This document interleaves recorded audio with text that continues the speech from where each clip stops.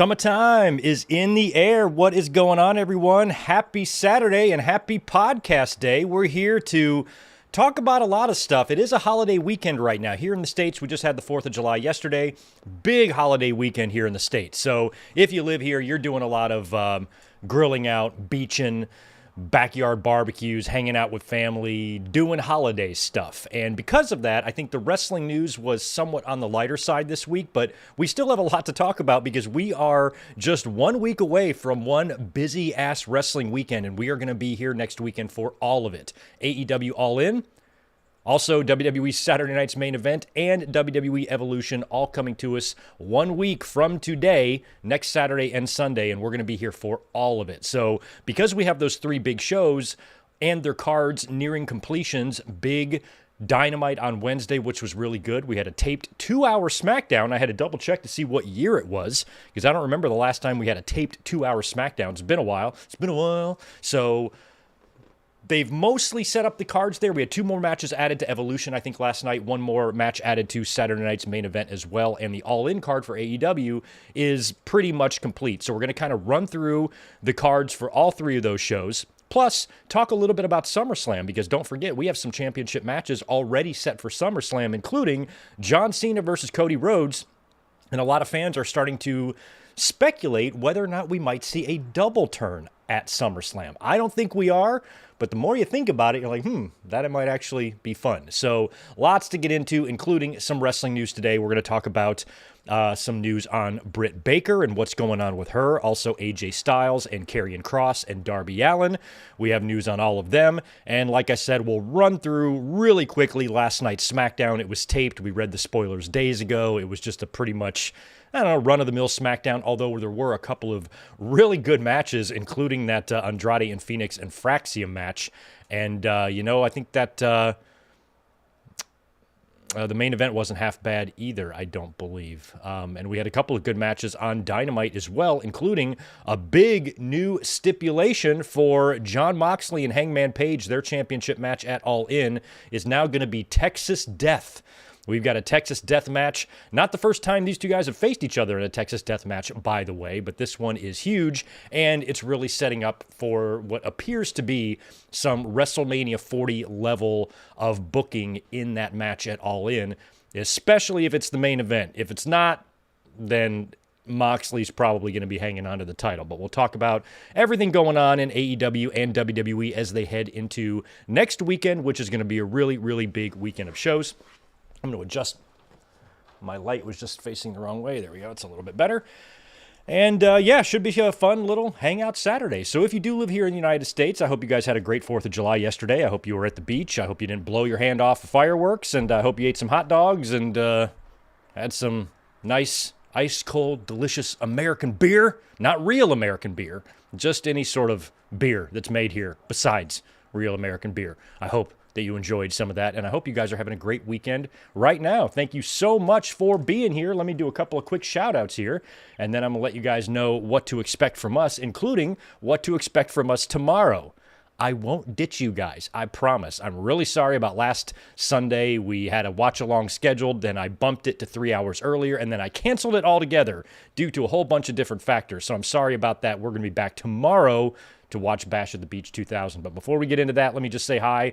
It is good to see all your names back here in the chat. For the last couple of weeks, something was going on with YouTube, and you guys had all of your email handles in there and all that stuff. So it's good to see your names again. Very happy to see that. And we've got VHS Nostalgia. I never even realized Drew was gone. Well, he wasn't gone, but he was gone for 6 weeks, maybe. It's been a while. I wasn't sure if he was even going to work SummerSlam. So when he turned up last night on SmackDown, that made me real happy. I was happy to see Drew McIntyre back. Good to see Zane G, Crazy J26, Steven Jacobson, Tatanani is in the house. We also have Nick Musser, Colin Wright, Ryan Adams. Good to see you. We have William Cullen. Rodrigo is here as well, along with Michael Cuomo, always good to see you, Michael. We got the new one in the house, King Azza, David Brown, Isaac, Denny Downbad. Also, Damian Drain in the house, Justin Kong Lang. We got Ben Espinoza, Jose Lopez 94, and our boy Ryan Adams chiming in with $5. How's that new house, Ryan? I hope it's nice. Hope it's nice. Went to the Twins game today and saw another walk-off winner. Also, congrats to Kaylani Jordan and Carmelo Hayes on their engagement. Nice. Nice pull, Carmelo. Jesus Christ, she is gorgeous. And you know what? So is he. So they're meant for each other. That's cool. You went to a Twins game. I used to like the Twins, kind of, back in the day. Old Detroit Tiger Jack Morris went and pitched for him, won the World Series, I think, in the early 90s with the Twins. That's awesome. Went to a Minnesota Twins game. I bet you it's pretty damn nice up there, that part of the country right now, this time of year. Hot and some mosquitoes and whatnot, but damn, Minnesota and that part of the country is so fucking cold. When I grew up in Michigan, I always loved this time of year because it was just nice, you know, all the trees are blooming, it's green, and it's just green. The rest of the year is fucking gray. So that's awesome, man. So glad you went to the game and had a good time. Let's see who else is here. Spartan Sprinkles in the house. Chris Davies is here as well. Anybody else who's saying hello, thank you so much for being here. Do me a favor, smash that thumbs up button if you don't mind. Give this channel or this video a like. And if you're watching on demand later on, drop a comment below and help out the traction for this video. Yes, Kirby Puckett. I've got all of Kirby Puckett's rookie cards. I actually sent them all off to get graded, and they didn't come back as good as I wanted them to. I have his, I think it's 1985 Don Russ. I have 2 of them. I have his rookie cards, and I sent them both away, and I got an 8 on one and a 9 on the other. If I would have gotten a 10, it would have been worth like $3,000. But only got 9s on my Kirby Pucketts. Rodrigo, any news about Hook? Not that I know of. Not that I know of. Now, he could be a factor at All In as well. You know, we did see him do a run-in a few weeks ago, right? And he kind of made it clear that maybe he's a little bit upset with Samoa Joe and the Ops for replacing him after the concussion scare that he had. But I don't recall seeing him since then. So, you know, it's kind of typical AEW. You know, somebody comes back or does something, and then they're just kind of gone. And I don't really know the reason for it. I haven't looked into it, Rodrigo. But if anybody has any Hook news, let us know. All right, so here's what we got going on tomorrow. Like I said, I sincerely apologize for having to cancel last weekend's Classic Watch-Along last minute. That was a bummer because I was really looking forward to watching Bash at the Beach 2000. It's really a blessing in disguise because originally I had bumped it to 3 hours earlier, and I didn't really want to watch it in the middle of the day because this is a show that we're probably going to have a good time making fun of and reminiscing about. So I'm going to kick back tomorrow night, have a couple of cold ones, chill out with you guys. If we would have done it last week, I would have been rushing it, and I would have had to walk right out the door and go somewhere else when it was done. So tomorrow night, it's a good thing we probably waited, but I am sorry for having ditched you guys last week. Also, big weekend coming up next weekend. Like I said, Evolution, All In, and Saturday night's main event all taking place next weekend. So we are going to be here, obviously, today for the podcast. We'll be here tomorrow for the watch-along as well. And I'm certain I'm going to be up here Monday night after Raw. We'll probably do a Raw review because that will be the final stretch for Gunther and possibly Goldberg heading into Saturday night's main event. And we might have some final, previews and discussions there to talk about in terms of what we might see between those two guys and all that jazz. So Monday night we'll be here for a Raw review. And then I'm going to hit you guys with a big predictions live stream on Thursday. I will have links to all of this stuff up in the next couple of days. That's going to be my homework tonight and tomorrow. So I will put a link up this coming Thursday. We will probably go live right around this time on Thursday evening, and we're going to predict all 3 shows, All In, Saturday night's main event, and Evolution, a big triple predictions stream on Thursday. So keep that in mind. Right around this time of the day is when we'll be live to do that.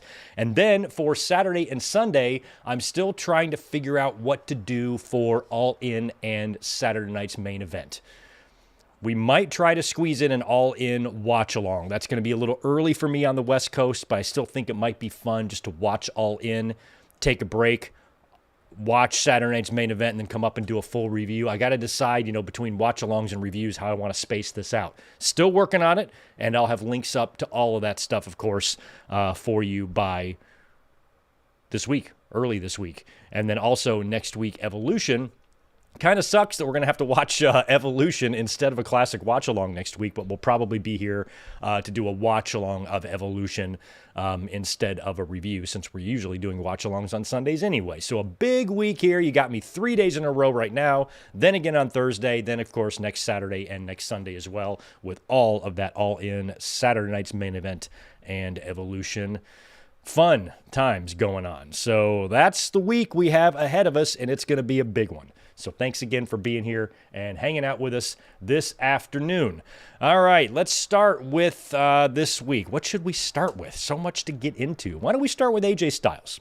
Let's just start with AJ Styles, because there has been some chatter about AJ Styles and his contract, and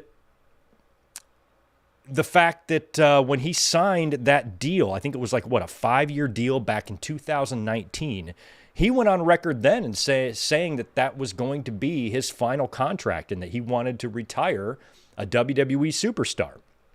So Fightful Select had a little update on this, and no confirmation. This is just hearsay according to them.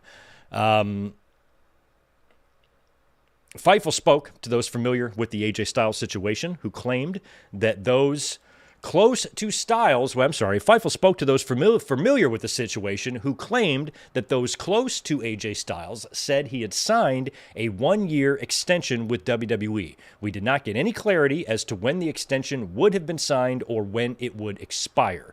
So that's pretty much just their little update on that. According to the people that they've talked to, they have heard that AJ is telling them that he has signed a 1-year deal. Now, that does add up, because his contract, if you do the math, should have been up by now.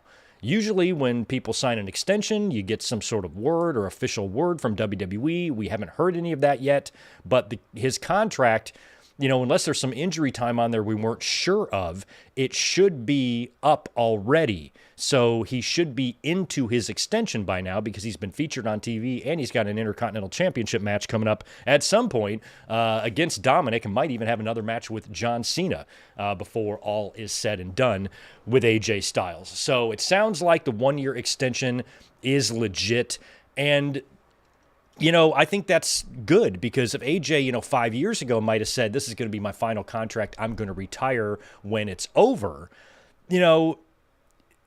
maybe squeezing 1 more year out of him if he feels physically up for it, and he certainly looks like it. And I think AJ it's amazing that he's my age, maybe a tiny bit older than me, and he can still do the things that he does. He can still wrestle at the level that he wrestles in. He really is the closest thing to a Shawn Michaels I really think the business has ever seen, in terms of him maintaining that high level of performance into his late 40s, and I think Shawn was already out of the ring by the time he was AJ Styles' age. So AJ is tremendous, and when you think about 2025 is already pretty crowded with retirements. You got John Cena and Bill Goldberg hanging it up. And why do I feel like I'm missing another one? Isn't there one more? Who else? Liger already did his. Why am I not Muda? Who am I thinking of? I feel like there's one more retirement this year that I'm somehow forgetting. So, that's a lot going on, especially when you have two big icons, an icon of yesterday and an icon of today, John Cena and Bill Goldberg, both, calling it a career within a couple of months of each other. For AJ, someone who's had the career that he has had, to retire at the same time as those guys, maybe it's too much. If I'm AJ Styles, I'm like, yeah, let's extend me 1 more year, and I'm going to have my send-off next year, as to not be overshadowed by the other retirements or potentially overshadow theirs. You don't want to have all these big major retirements of these icons all happening just a couple of months apart. That's crazy. So I wouldn't be surprised if, whatever the decision came down to, if it was a decision, if WWE asked AJ if he wanted to extend, or if he, made an overture towards them, say, I want to go 1 more year. Because if I tried to retire right now with everybody else retiring, then, it might not feel as special. That could very well play into it. And it sounds like, until we get confirmation, that AJ Styles has signed a 1-year extension with WWE. And then when we get into next year, it's up to him if he wants to actually make this the end, or if he does another year extension. Maybe he just signs a whole bunch of 1-year contracts until he's really ready to hang them up for good. Either way, AJ Styles is a legend. AJ Styles is an icon. We wish him the best regardless of what he chooses to do. It's all up to him. If he wants to retire and call it a career now, great. If he wants to wait another year, even better, because I think someone, the caliber of athlete and star that AJ Styles was, he does really deserve, to get his flowers when it's all over, so to speak. And, he's already, I feel like he ran into issues back in the day in TNA, being the face of that promotion, being the best wrestler they had there, but found himself constantly taking a back seat to all the WWE guys they were signing. And I would hate to see his retirement kind of go that same way, where AJ, should have been a first ballot Shawn Michaels level Hall of Famer, and AJ is a legend and an icon, but I'm not really sure if he really, really made it to that icon status, because of, some of the things that went on there in TNA and just his career in general. So if he were to retire this year, in the same year that a lot of other big names are retiring, it would feel a little bit weak. So I'm happy to hear that this rumor is likely true, because that means we're getting good old AJ, was it Alan James, what's his name? Getting him around for another year. So, awesome. Let's hope we see more of AJ Styles, and I really think it would be awesome if we can get an AJ Styles versus John Cena match. I think there's time. John Cena's still got 17 dates left. He's got some matches he can have. Even if he drops the championship at SummerSlam, this is still something he can do. By the way, John Cena did confirm I think he did an interview with some sort of British outlet, I think. I didn't catch where it was, but he did confirm and reiterate that December would be his final match, because there have been some fans speculating that, well, shit, maybe it's a big troll job and we get to the end of the year, John Cena is going to keep going. But no, it does sound like this will actually be it for him. And if AJ is now sticking around for an extra year, that gives you a chance to get these two guys in the ring one final time. And I know this is not going to happen. I know it's not going to happen. And it makes me mad that it's not going to happen, because it would be so fucking fun if it did happen. AJ Styles versus John Cena in a TNA ring. I would love that. Will it happen? Fuck no. Big no. Big fuck no.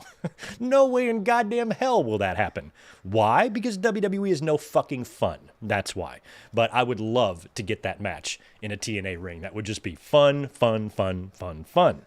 Anyway, all the best to AJ and all the best to John Cena. We'll see if they lock it up one more time before 2025 draws to a close.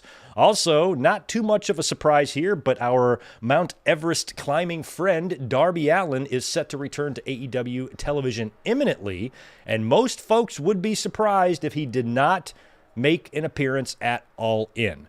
Fightful Select also had an update on that as well, including a possible cameo appearance at All In by Darby's buddy Sting. So not only are we going to possibly see Darby Allin, we could see Sting as well. Sting has been rumored to be approached by AEW for a potential appearance at All In. Again, nothing is confirmed. This is all just hearsay, but the more of these type of things you hear, the more you're wondering what kind of a match we're going to get between Moxley and Hangman Page. Texas Death Match is virtually going to be like a Bloodline Rules type of match, to where anything can happen. They are setting up the match specifically for that. They're giving it a stipulation that's going to allow everybody and their moms to run into this ring and interfere. And you think about Undertaker at WrestleMania 40 coming in and choke slamming The Rock and really, being one of the final nails there in the coffin of Roman to help Cody beat him. Sting could be that.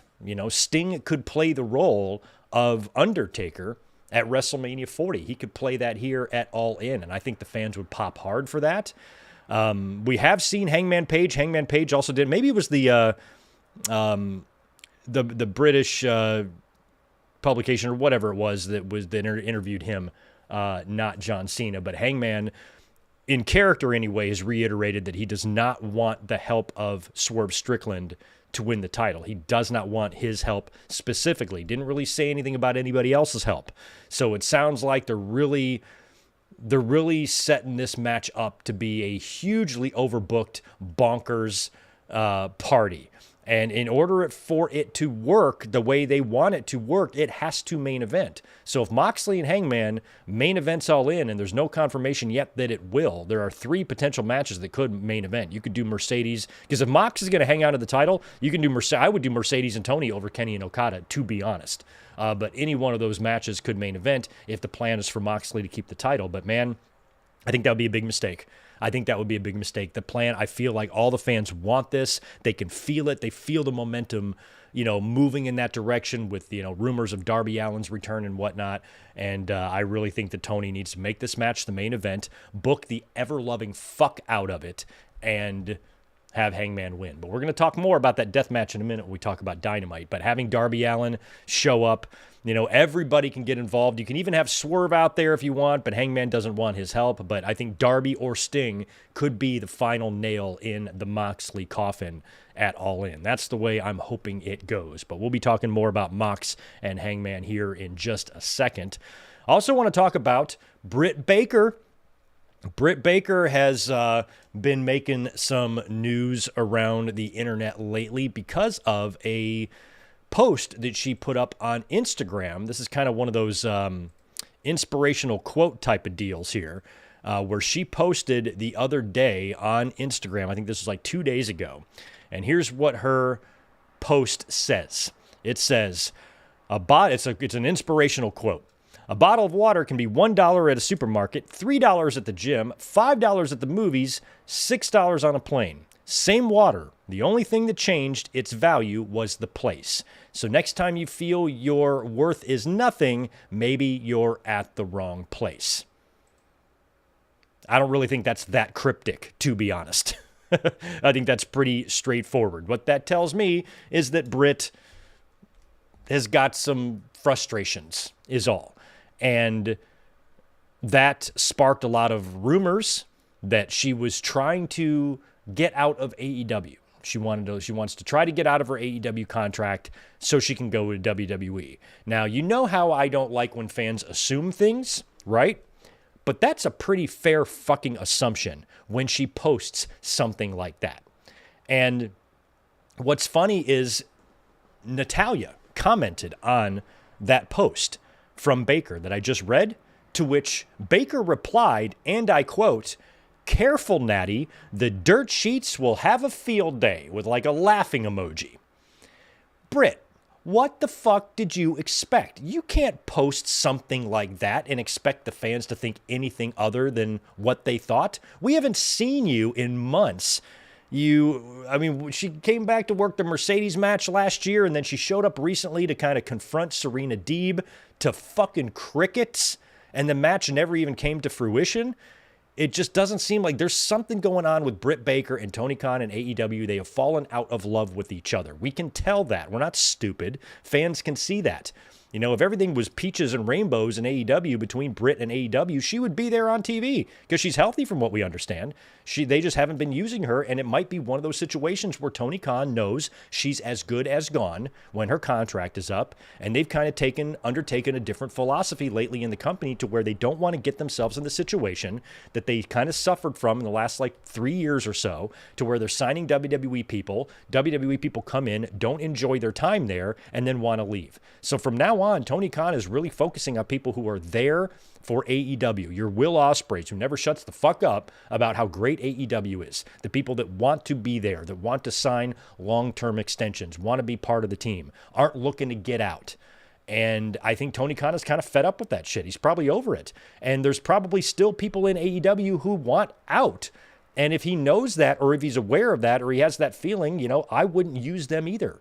If I know in my heart of hearts that when Britt Baker's contract is up, that she's not going to resign, then I'm probably going to bench her. Because or a job her out, one or the other. I don't know what kind of use I can get out of her. Unless she's a major star, you want to try to squeeze everything out, until the moment that they leave. But someone like Baker, why am I going to put her on my TV, build her up only for her then to use that momentum to go over to WWE? So I can understand all that. Here's what Fightful Select had to say about this whole ordeal, which I found a little bit funny sounding to me.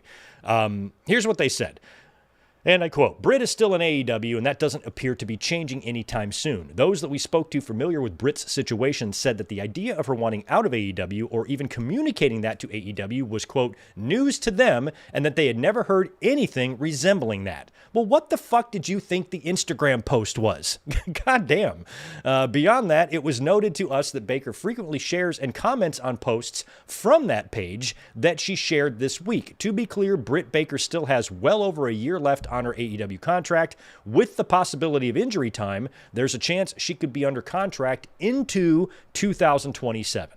So, we're talking about a year and a half minimum, it sounds like, until she can be contractually free to leave AEW. The only way she's going to get out before that is if she makes some sort of an agreement with Tony Khan and he lets her go. And I'm just, if I'm Tony Khan, I'm letting her go. If I know she's gone anyway, then fuck it. What's the difference if she goes to WWE now or in a year? What is the difference? Just fucking let her go. Who cares? But what's weird to me is that, when they reached out to talk to people about familiar with Britt's situation, and they took the news of her wanting out of AEW as news to them or whatever. That's weird because it seems pretty obvious. I think Britt Baker knew exactly what she was doing when she posted that inspirational quote. Plus, it was from an account that she frequently shares posts from, so she probably thought she could protect herself while she kind of is venting passively aggressively some frustration. And then when Natalya comments, she's like, oh, careful, the dirt sheets are going to have a field day. What the fuck do you expect the dirt sheets to say when you post a quote like that? We haven't seen you. We've already heard rumor. We haven't seen her in forever. We've already heard rumors that she's unhappy there. We've heard about some drama with AEW, Tony Khan, Britt Baker. These are rumblings that have been making the rounds for months online. Then we see you post something like that, and then you're like, "Oh, careful, dirt sheets will have a field day." Well, fuck. I'm not defending, the copy and paste shitty dirt sheets that don't do any fucking work, but I think people who just have the most basic level of common sense can read that and read between the lines there. She's clearly unhappy in AEW. No amount of people talking close, familiar with the situation that says that Britt has never even approached AEW about leaving. Maybe she hasn't, but the timing of that post and how perfectly it fits in with her current situation, there is no way she meant it any other way. I do not believe this report. Well, actually, I shouldn't say I don't believe this report. I'm sure people familiar with Britt's situation haven't heard anything specifically about her wanting out of AEW. Like, she hasn't gone to them and talked to them about it. But it seems pretty obvious. It seems pretty obvious that something's up there. Britt's time in AEW as a major star there is probably over. And she had a lot of problems in the locker room. Everything when AEW first started, I thought Britt Baker was going to be their Charlotte. I thought everything was going to be built around her. And I like Britt Baker. I've met her a couple of times. She did a cameo for the channel. She's a wonderfully nice human being. But we have heard stories before about her not getting along with some of the girls and having issues and drama with more than one person. The Thunder Rosa stuff comes up and, whatever it is. We don't know Britt Baker personally. I might have talked to her a little bit, but I'm not friends with her, so I don't know how she is or personality, anything like that. So if there is some sort of an ego thing going on, or if she is walking around that locker room like she's Charlotte Flair and it rubs some of the girls the wrong way, I totally understand that. You're going to find that in every women's locker room. You're going to find it in the men's too. So you have those issues. She had problems with the locker room, not getting along with multiple women there, and maybe being a little bit, overprotective of her spot, which affected that attitude. And then she could see other women coming in. And you got Mercedes and Toni Storm there, who I think both are infinitely better performers than Britt Baker. And so she probably sees this and knows this and is losing her grip on her foothold there in the company, and is now starting to feel like she would just rather leave. And that might be for the best. I'd be into seeing Britt Baker in WWE. Sure. Yeah. Throw in NXT, put her on the main roster, whatever. Let her go for it. She's no worse than Jade Cargill. There was a time there where I thought Britt Baker was fantastic. She's not bad in the ring. She's quite good. I don't think she's as good, as your Tonys, as even your Mercedes, maybe even, some of the women on the WWE roster, but she certainly has things to offer. I always liked her gimmick. I liked her theme music. I like the DDS thing. I absolutely loved the bloodbath she had with Thunder Rosa. That was so great. And I think that it's certainly not too late for Britt Baker. She's young. She's got, plenty of time ahead of her. And if she wants to give a WWE run a crack, I personally believe that Tony Khan should let her do that. I just don't, when you hear about these things, like Tony Khan has got this new philosophy, we're only going to focus on those who are, completely devoted to AEW. That's a good policy to have, because it's going to protect you a little bit more with people bouncing, give you a little bit more confidence that you can re-sign these people to new deals and whatnot. Plus, you got to also use these people a little bit better too. But with Britt Baker, it seems like the relationship is so broken now. I don't know how she could come back in and then try to pick back up where she left off when she was on top in AEW. I feel like a change of scenery is the only thing that's really going to, put Britt's career on the right path. She's no longer with Adam Cole anymore, so there's no reason for them to stay together. I kind of hope that we see her out of there sooner. I would really hate, I don't like to see talent, even though I completely understand Tony Khan's, stance, and WWE, sometimes when they do the same thing, sometimes when they hold people hostage, it can be a little frustrating, but sometimes you also understand when they have to do it. It's a case-by-case basis. Each situation is different. And there's definitely been times where I've completely understood why Tony Khan is keeping someone around.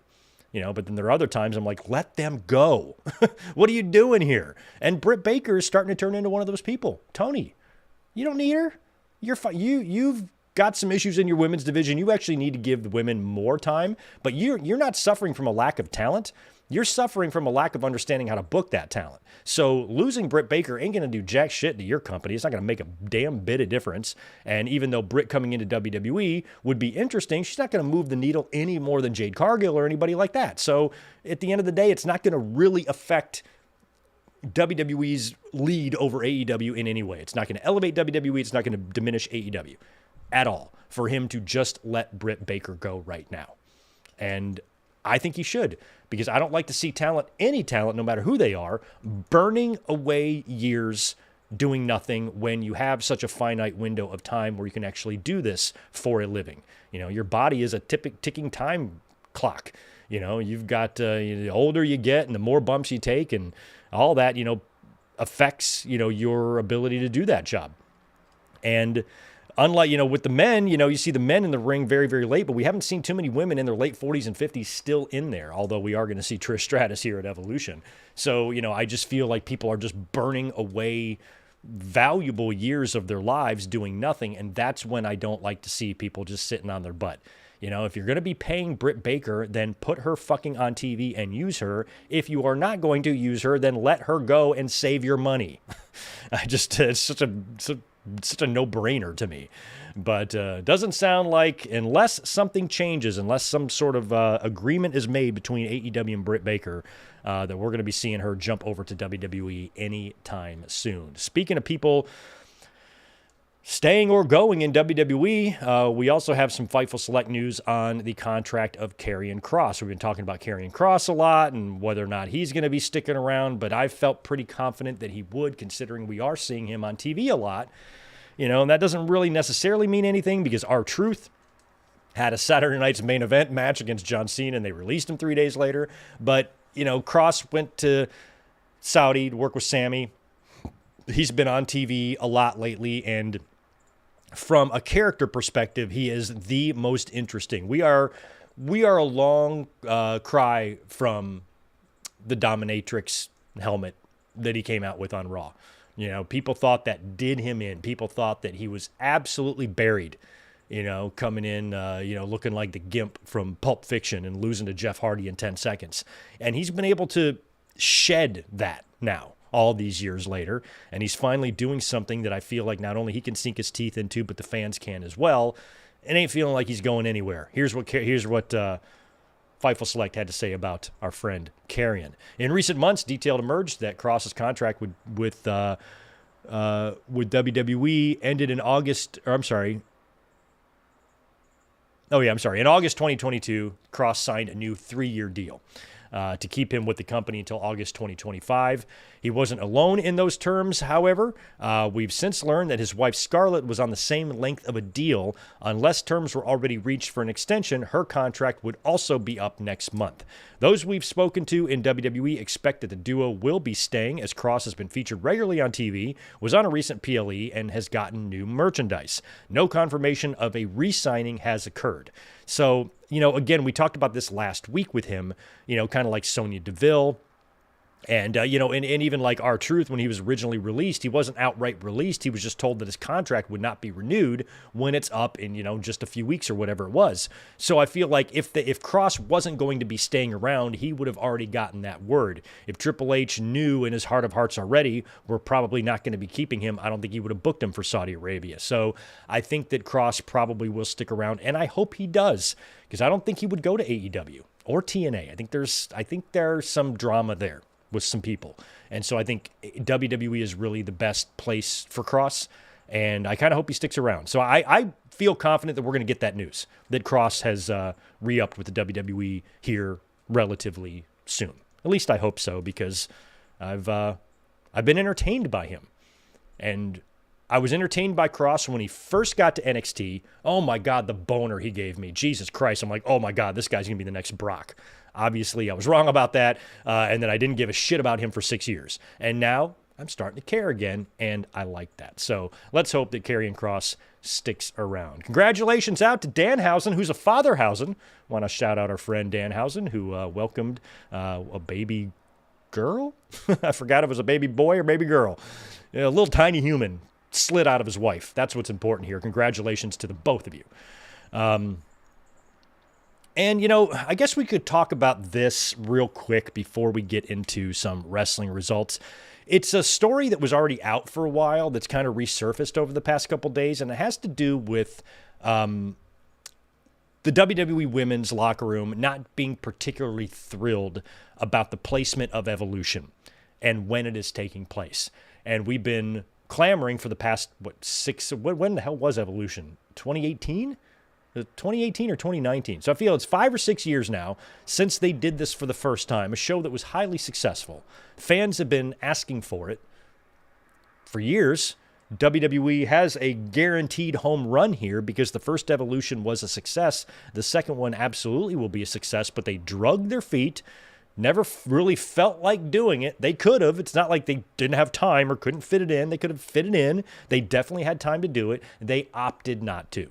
They opted not to be bothered with it until they see that AEW has got a big, huge weekend, their big show, their WrestleMania, all in, that all of their storylines build to and culminate to in July. They say, hey, let's bring back Evolution and put it there. That's a really shitty thing to do.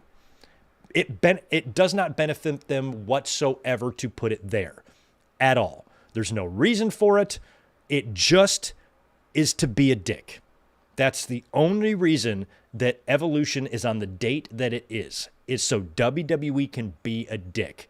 And I wouldn't blame any of the women if they're a little bit annoyed about that, because WWE just wants to be a dick to AEW, but what they don't realize is them being a dick to AEW could negatively affect the viewership of their own show, because they're also sticking Saturday night's main event the night before Evolution, just an hour after All In wraps up. Actually, All In might still be happening by the time SNME kicks off on Saturday night.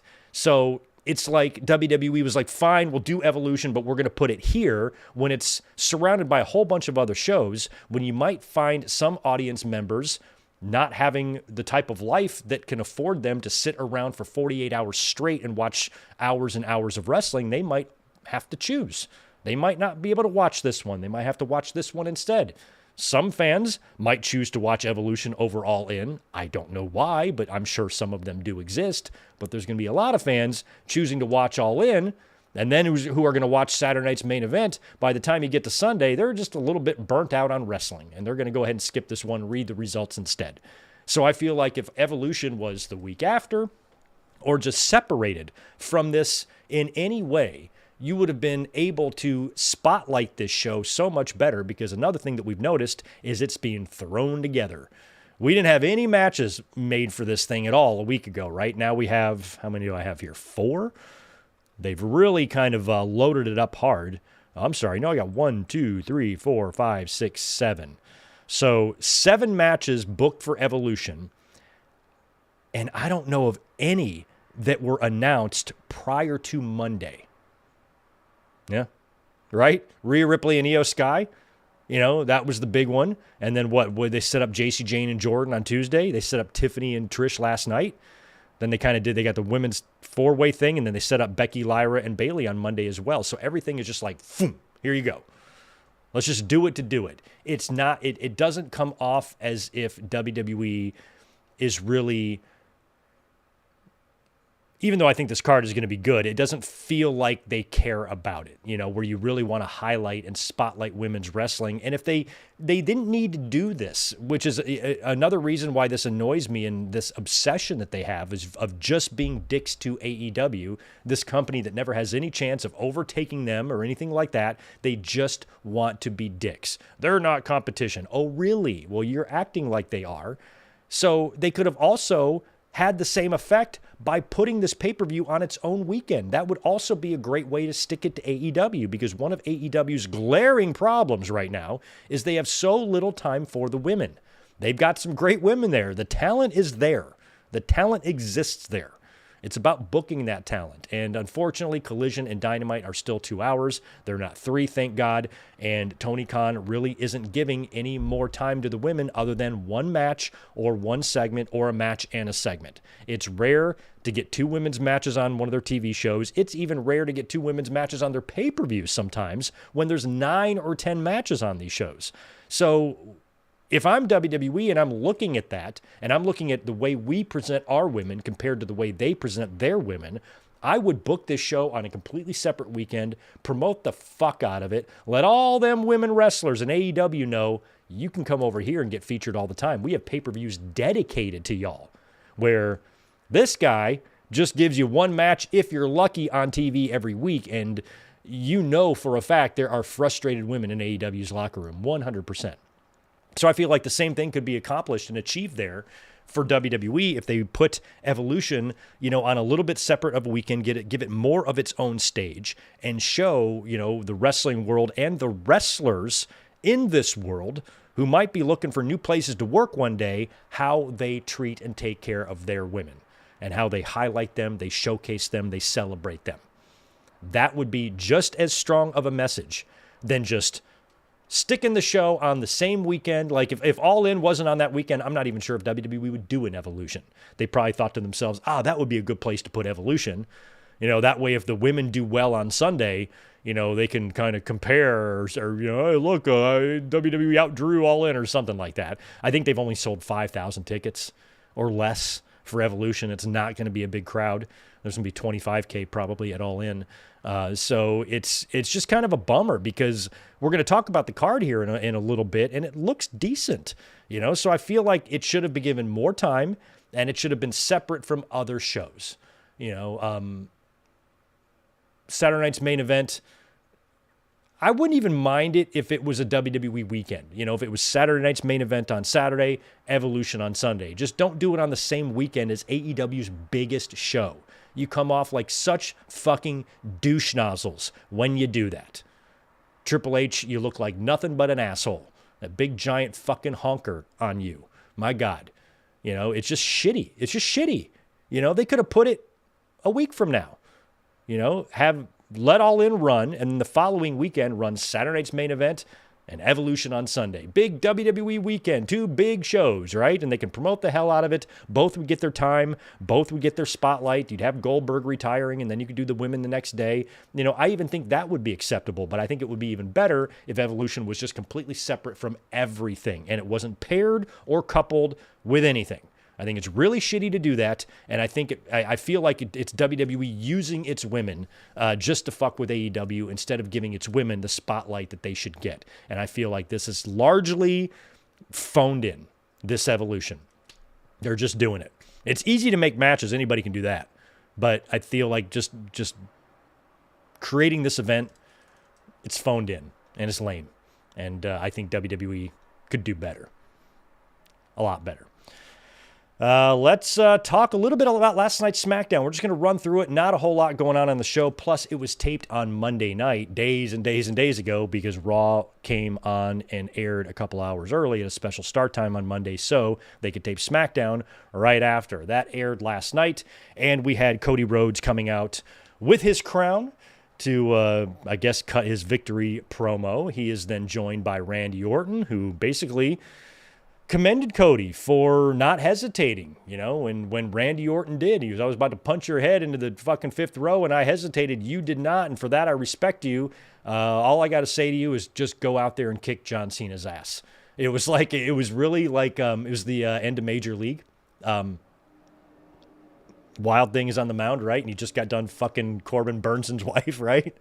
And, they've got all these issues, they got all this drama and heat between them, and he's down to the last out, and he walks over from third base to the mound, and he just looks right at him, and he just goes, strike this motherfucker out, and that was like that. That was kind of like what it reminded me of when Orton told Cody, take him down. Then out comes a returning Drew McIntyre. Oh, how happy I am to see Drew McIntyre. I wasn't sure when we'd see him back because he was gone, or he was here, then he was gone, then he came back, then he was gone again. And I think it was injury or family time or whatever it was, but he's been gone 4 to 6 weeks. I don't know how long he's been gone, but he's been gone for a while. So showing up here was kind of cool. He got in the ring, he gave shit to Orton and Cody, wound up eating an RKO, and we have that match now made for Saturday night's main event. It's going to be Randy Orton versus Drew McIntyre added to the card. So that's a match.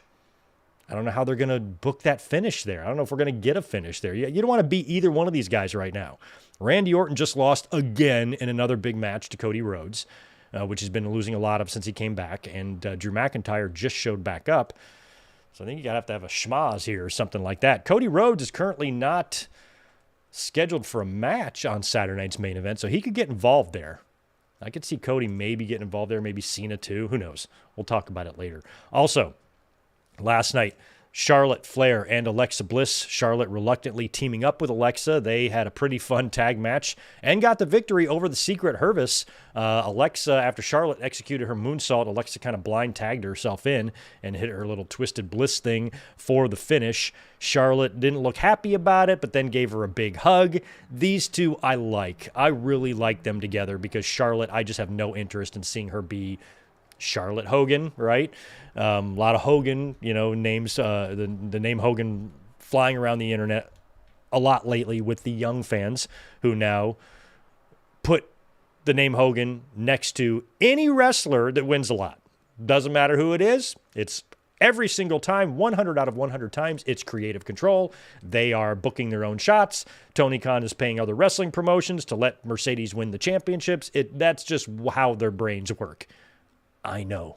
I laugh about it every day and just think about how stupid they are quite often. It's hilarious, but that's what they think. Although, if you ever put the name Hogan at the end of Charlotte, I'd be hard-pressed to disagree because holy shit. And I don't think anybody's interested in Charlotte Hogan. Nobody. I don't like her. I don't want anything to do with her in terms of a single star winning championships. She's not relatable. She's breathtakingly unlikable, and just no. And pairing her with someone, especially like Alexa, who's a little bit nuts, who I think could, the two of them could have an interesting dynamic. It would change Charlotte from being a channel changer to saying, oh, I'll actually watch this segment because Alexa is there. So I think the two of them are a fun match. They have some history, plus Alexa, all of her deep history with, Bray Wyatt and the Wyatt Six and whatnot, she and Lily the doll, maybe her relationship with Charlotte, enters some sort of dark territory and Charlotte starts entering a world that she's not used to seeing. This of course could be after they win the tag team titles or whatever happens with them. But I would love to see like Alexa Bliss make a little Charlotte voodoo doll and start poking her. And Charlotte selling in the ring. Like, get nuts with it. Why not? Anything other than what Charlotte normally does is better. So if you got to make a Charlotte voodoo doll and poker, I'm all for it. Let's do it. the Wyatt Six took on one team of the entire fucking tag team division. So it was the Wyatt Six defeating Berto, Johnny Gargano, Montez Ford, and Chris Sabin in a pretty damn fun match. From what I remember, they did announce, I guess it was Gargano kind of screwing over his teammate there on purpose. None of those team members were going to cooperate there. And they did make a championship match for next week. I think they're trying to run this back again because the first one got fucked up. The Wyatt Six challenging the Street Profits for the championships next week on SmackDown on the 7-11 SmackDown. So I think we might see a title change. I think the Wyatt Six are going to win the tag team championships next week. We will see. Also, last night we set up the Tiffany Stratton and Trish Stratus match, which was already rumored as early as Monday. Trish was spotted in Pittsburgh. Plus, there was some word that WWE was trying to get her available for Evolution, and the plan was for her to work with Tiffany Stratton.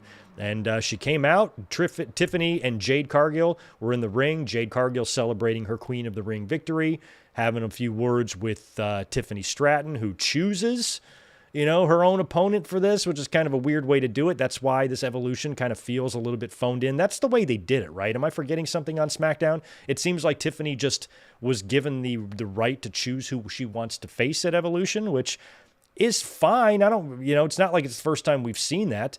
Sometimes championship matches are just made on a whim, in a promo segment. Even if the challenger hasn't even strung up enough wins or might not even deserve it. We used to get it back in the day. So it's not that odd. But again, when you think about, in the context of Evolution and how this card really just seems rushed and thrown together, plus it's put on a very inconvenient weekend, and they did it on purpose. It's not like they tried to do other weekends and it just has to be this one because it's the only one available. No, they could have done this anytime. They could have done this 2 weeks, whatever. They had plenty of time to get it done, or they could have done it after SummerSlam, because SummerSlam's coming up early August, or they could have put it where it usually is, or where it was the first time, which I believe was October. So there was plenty of other places, plenty of other times of the year where this pay-per-view could have been held. And they chose to put it here and then bum rush all the matches as fast as they can. It's just shitty. It's like WWE and AEW, Tony Khan and Triple H, they both can be really frustrating bookers at times, but for completely different reasons. It's like their problems, I feel like, are equal, but completely separate. They don't even have, like, Triple H does things better than Tony Khan. Tony Khan does things better than Triple H. Their problems are different. And sometimes I wish Tony Khan had a little more Triple H in him. Sometimes I wish Triple H had a little more Tony in him. And this just feels too rushed. So when it's all said and done, Trish was out in the ring looking awesome. Jade was out there looking awesome. Tiffy was out there looking awesome. A lot of hotness going on in that ring. And a lot of good wrestlers in that ring. I mean, Trish Stratus at her age still is proving that she's good in the ring. And now we're going to get that match, Tiffany Stratton defending her championship against Trish Stratus at Evolution, and Jade Cargill will face the winner of this, essentially, at SummerSlam. But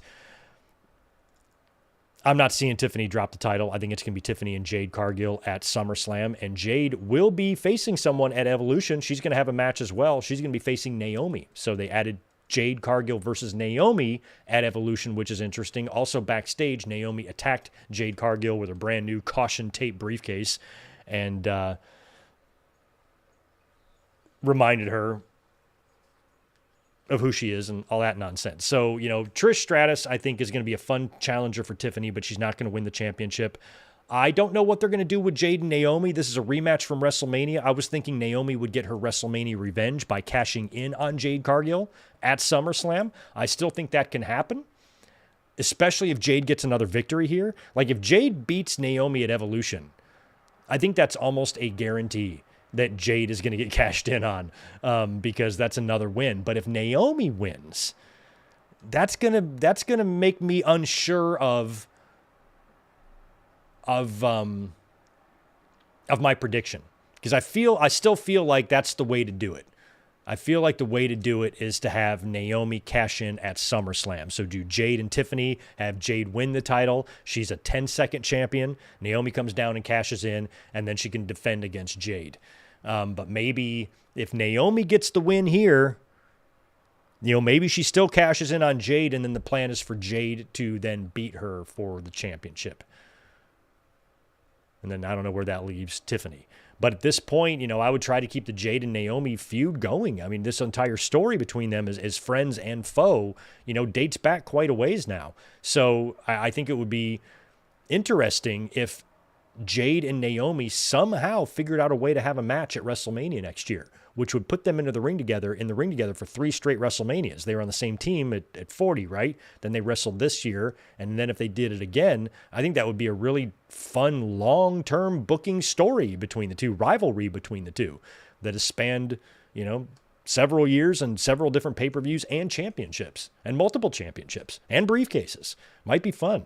So I still feel like the way I'm going to do it is to have Jade beat Tiffany and then Naomi cash in on her at SummerSlam. But now that they've added Jade and Naomi to Evolution, I don't know. Maybe I have time to modify that in my head before we get to Thursday, which is when we will be doing our predictions. And we also had hell of a tag team match. Andrade and Phoenix working well together as a team, defeating Fraxium. That's just sexy, Look at that. Like, I have it written down here. And I'm like, it's like a pair of beautiful breasts. Andrade and Phoenix versus Fraxium. Like, just by reading that sentence, that's going to be a fucking awesome match. And it was. Andrade and Phoenix, big win there. And then we had in the main event, Jacob Fatu teaming up with Jimmy Uso to take on MFT. So Solo Sikoa has decided to name his new bloodline. It's going to be called My Family Tree, MFT. I don't hate it. So it's Fatu and Jimmy Uso defeating Solo Sikoa and JC Mateo. But after the match, of course, Hikuleo, now known as Talatanga, hit the ring. He's a fucking beast, isn't he? Jesus Christ, he's so huge. And they absolutely destroy Jacob Fatu, and they give him like kind of the shield powerbomb thing through the announce table and destroy Jacob, and that pretty much ends the show. So not a great SmackDown, but not a bad one either. We had a lot of setup. I mean, what'd they add? 2 matches, right? They had added 2 matches to Evolution, 1 match to Saturday night's main event, and they qualified a team for that 4-way at Evolution as well. So a lot of stuff went down on SmackDown. So let's run through, like I said, that Evolution card real quick. Here's what we have for Evolution. We have the Women's Battle Royal. This was announced by Aldis and Pierce, I think on Monday night, right? And the winner of this Battle Royal is going to get a championship match against the champion on her brand at Clash in Paris all the way at on August 31st, I believe, right at the end of August. So we have matches for already booked for the next 5 shows. All in, Saturn's main event, Evolution, SummerSlam, and Clash in Paris all have matches pretty much booked for it already. That's crazy. So we have the Women's Battle Royal at Evolution. We also have Jade Cargill versus Naomi, which was announced last night. Also, the Women's Tag Team Title 4-way, so it'll be Raquel Rodriguez and Roxanne Perez. They're going to be defending against a Raw, SmackDown, and NXT team. We saw Alexa and Charlotte qualify last night, so they are in. And before the other teams even qualify, I might start thinking that Charlotte and Alexa have a really good chance to win these championships. I kind of hope they do. Also, we're going to get Becky Lynch versus Lyra, Valkyria versus Bayley. Have they officially announced this yet? Of course, the whole situation between all 3 of these women has been just obnoxiously predictable, super predictable, which is a shame because all 3 are pretty awesome. So I think this match has been announced officially, but if it hasn't, it will be. Just keep a lookout for that. Also, JC Jane, Jordan Grace, right, for the NXT Championship. I believe that's going to happen. And also Tiffany Stratton versus Trish Stratus.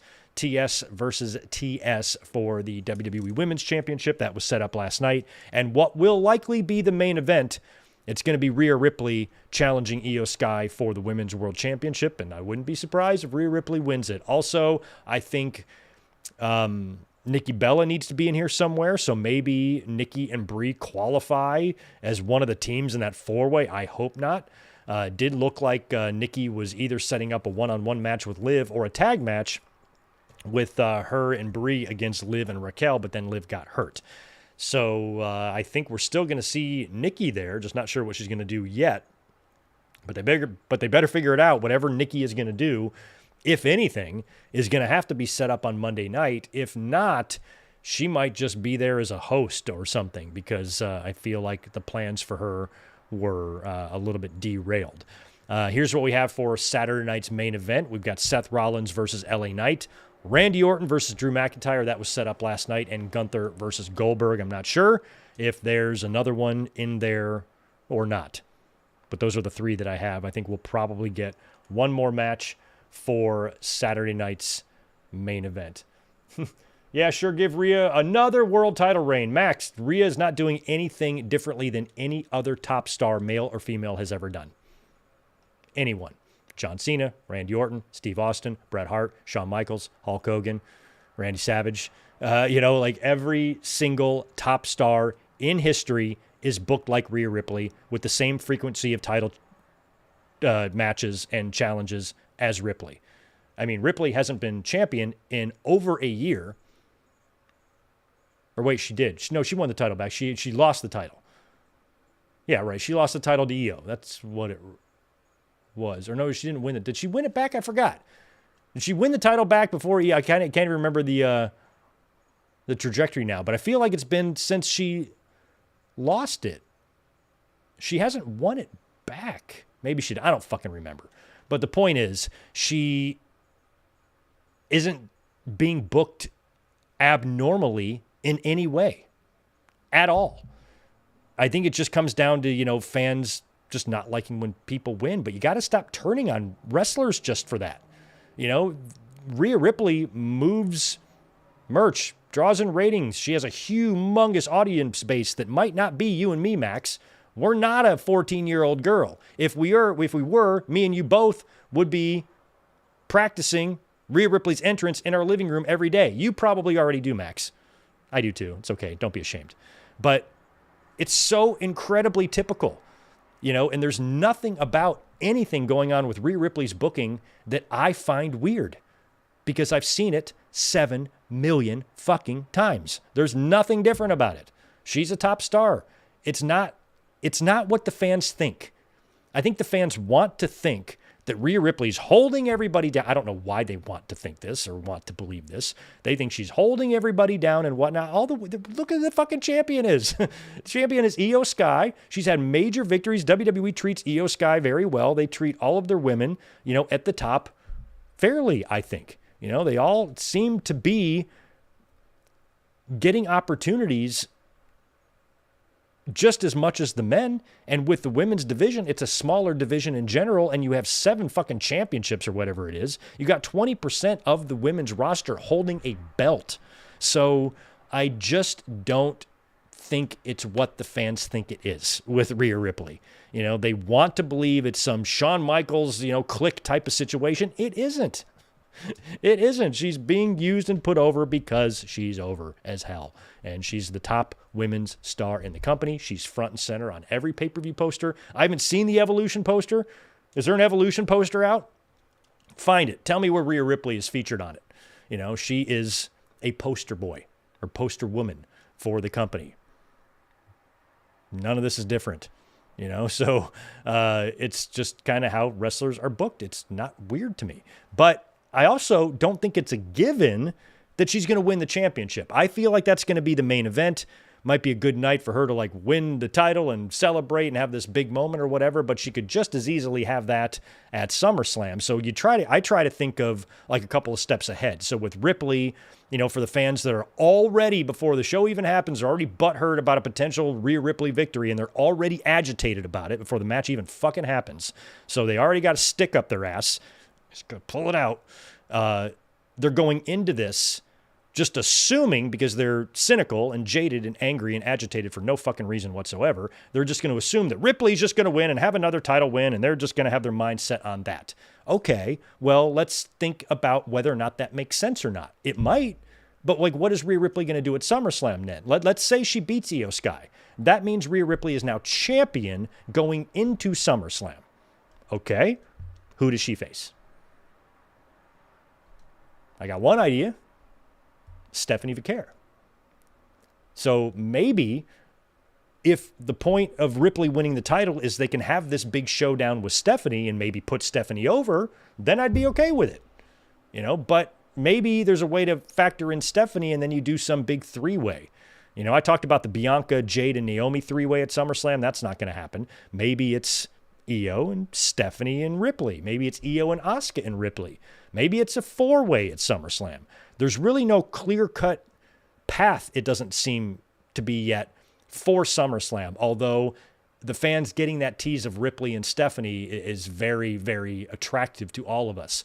But it's also a match that I feel like, if you can wait on that, they're both on the same brand, so it's going to be really hard to get to WrestleMania for those two, but I almost might think that WrestleMania would be better suited for them.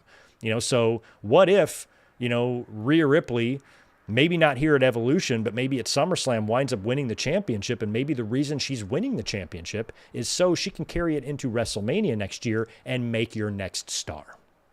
So Max, let's say that was the plan, hypothetically. Rhea Ripley, maybe not at Evolution, maybe Io survives, but let's say it's SummerSlam or shortly after SummerSlam, maybe Clash in Paris or whatever. Well, Ripley's not going to be in the Battle Royal.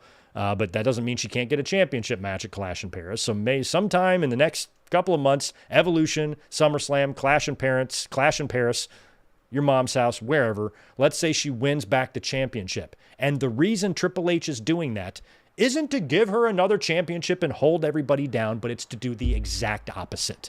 It's so you can put the championship on your biggest star so she can lose to somebody and help make them. Stephanie is already on the cusp. Everybody loves her. She's going to be a fucking megastar in that company. And if you want to make a megastar, how do you do that? You beat a megastar. I would do that.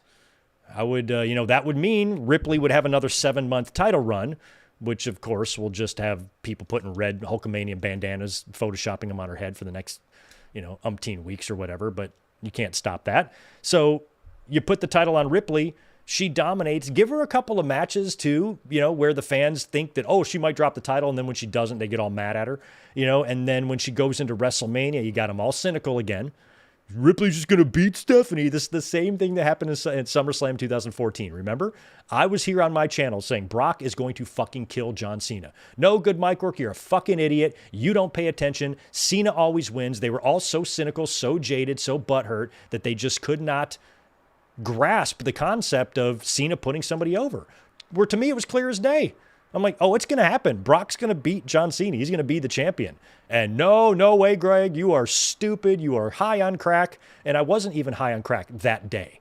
But they insisted that I was wrong. And then Brock squashed him. So, Stephanie, could go into WrestleMania with some sort of a similar feeling, especially even if you want to turn Rhea heel or something like that by then. But you go into WrestleMania with all these fans all just assuming that Rhea is the new Charlotte now. And then you have Stephanie beat her. That would be a big moment. Think about all the fans who were 100% convinced that Tiffany Stratton had no chance at WrestleMania. What happened? So I feel like Triple H ain't my favorite booker. Don't get me wrong. But I think that when the fans think something's happening, it's not even happening. It's like, Rhea Ripley is winning championships at a frequency rate of anybody at her level. There's nobody you can compare her to that's different. So I don't understand why they're just fixated on that. I think fans just get ideas in their head, then they allow social media to help fuel that, and it just grows into this snowball of, where there's a little bit of truth surrounded by a whole bunch of bullshit. And that's the way I feel about Rhea Ripley. I don't want anybody shoved down my throat. I don't think that she is. I don't like it when wrestlers are crammed down my throat and forced upon me. I don't like that any more than anybody else does. But I don't think that's happening with Rhea Ripley at all. I'm not frustrated or annoyed, or I don't feel like I'm seeing too much of her, anything like that. I'm seeing the same amount of her as I see of anybody that's at the level that she's at. It's not weird to me. Anyway, there's my little Rhea Ripley defense there. Directed at poor Max, who didn't do nothing other than be awesome and probably practice his Rhea Ripley entrances in his living room. You know you do, Max. You know you do. All right, let's switch gears to Dynamite 300 real quick, because we had some big news coming out of Dynamite 300. And then we will spend the rest of the podcast knocking out all these super chats you guys are dropping in there. The big news on Dynamite this week was the big Hangman Page promo. And it was Hangman and Moxley, and they have now added a stipulation to their All-In match in Texas. So Hangman is out first, and he's talking about how he wants this to be a Texas death match. He gets Moxley to come out. Moxley disagrees, and he says, no, I can't do that. You don't want that. You don't want a Texas death match with me, because if you get one with me, you're not going to survive it, and you're not going to walk away from it. Which is weird, because they had a Texas death match at Revolution in 2023, and Hangman Page won. So they've already done one of these, and Hangman came out on top. That worries me a little bit for this next match. And at least Hangman did correct him, but Hangman also smacked Moxley right across the face. There's a big brawl. I loved this entire piece of business here. We've got Hangman pulling out a fork to use it on Moxley before Marina Shafir comes in the ring, stops Hangman Page, gets in his face, and slaps him what had to have been 7 times in the face. And Hangman's not doing anything about it. And then Yuta and Claudio jump in and attack and start destroying Hangman, and they just lay him out in the middle of the ring. And as they're leaving, Hangman gets up and he gets on the mic and says, hey, I'm still standing. And he calls Claudio. He tells Claudio to bring his bitch ass back in the ring. Claudio starts heading towards the ring, but he's stopped by Samoa Joe and Powerhouse Hobbs. So Hangman's in the ring by himself. Marina Shafir is now in the ring as well, coming from behind. She snuck in there from behind with the briefcase, goes to hit Hangman. He grabs it, takes it away from her. Now he has the briefcase that supposedly has the belt in there. And I'm not convinced of that. I think if somebody beats Moxley and opens up the briefcase to take the belt out, the belt won't be there. I'm actually worried that that's going to happen. So Hangman has now the briefcase, and he says, Moxley, if you want this, you got to agree to my death match. Otherwise, he's got the briefcase right in his hands right now. So Moxley finally agrees to do the Texas death match, and Hangman gives the briefcase back to Marina Shafir. Now, in Moxley's promo on Hangman, he was telling Hangman that the reason he won't survive a death match is because he will not be able to do what it takes. He doesn't have the killer instinct, which I think is silly, because this man has burned another man's house down before and then drank a nice frosty beverage in a rocking chair while the flames burned behind him. I think he absolutely will, but Moxley doesn't think so. So Hangman reminds Moxley that he will do whatever it takes, because he's now standing on the apron with the microphone. Marina Shafir, mind you, who was given back the briefcase by Hangman, is still standing in the ring. So Hangman, to get revenge for what had to have been at least 7 slaps to the face, he buckshot lariats Marina Shafir, knocks her clean out, and that was amazing. I absolutely loved that whole segment. And now Mox and Hangman are set up for a Texas death match, which means they should be able to go full WrestleMania 40 here. We're talking Death Riders. We're talking Young Bucks. We're talking Samoa Joe, Shibata, the other one, Powerhouse Hobbs, Will Ospreay, Swerve Strickland probably, even though Hangman in kayfabe is still insisting that he doesn't want help from Swerve. He just wouldn't be able to accept it if Swerve helped him win the championship. But I still think we're going to see Swerve out there in some way. And, of course, probably with the final nail in the coffin, Darby Allin and or Sting. So Darby Allin and Sting, I could see Sting playing the role of Undertaker.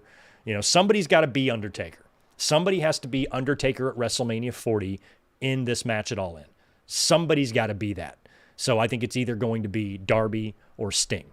And I really hope it turns into that, unless they're using this Swerve thing as a way to have Moxley retain. Moxley is going to lose the title if this is the main event. But that's what's weird about All In, is I think it would be just really stupid. If Tony Khan originally didn't plan for Moxley to drop his title at All In, he needs to change his mind, because I just don't think that's going to hit right, man. If this match is in the middle of the card, or it could still be the main event, the thing about it is, even if Moxley is going to retain, if I'm Tony Khan, I still put it in the main event. Because I've been saying that, a lot of people have been saying that, oh, if Moxley's not going to retain, then Okada and Kenny could be the main event, or Mercedes and Tony could be the main event. Sure, but that would make it really, really, really predictable. You have Moxley, and Hangman coming out in the middle of the card for their match. We know what's going to happen. Moxley's going to retain. So I feel like you need to keep it in the main event, and you just need to disappoint a whole bunch of people and send a whole bunch of people home unhappy. Because otherwise, you're going to piss everybody off in the undercard and try to win them back with Okada and Kenny or Mercedes and Tony. I'm not really sure if that's a good strategy. I think it would be absolutely stupid for them not to belt up Hangman here, but they certainly have a lot of things in place storyline-wise that could prevent him from winning the title, like his refusal to allow Swerve to help him. So if Swerve comes down to try to even up the odds in some way, Hangman could refuse his help, which causes a fuck up of some kind, which I think that's going to be like your red herring or your false finish, is to have Swerve come down there, and it looks like Swerve's involvement is going to wind up fucking over Hangman Page, whether it be intentionally or unintentionally. And it looks like that's going to be it. And then you have Darby come out at the last minute, save the day. So I feel like Swerve will be out there. It's going to look like, Hangman is going to refuse to win the title with this man's help. And it's going to take something else like a Darby Allin or whatever to get him over the hump. Either way, AEW, you don't often come along storylines like this where you have a lot of potential for fun. You don't want these over-the-top, overbooked circuses in every pay-per-view match. But these are fun to do once in a while. And I think every year or two, both companies need to have matches like this. And they're set up so beautifully here with all of the pieces, all the things they've been building throughout the past few weeks with all of these different, entities and wrestlers that can overlap here and feed into this. You've got yourself the perfect opportunity to have absolute fun here. AEW is really good at this. They're tremendous at booking those Anarchy in the Arena matches and stadium stampedes and stuff. Those are always really fun. They're really, really excellent at a lot of things happening at once type of matches, maybe even more so than WWE. So this is a match that they cannot afford to strike out.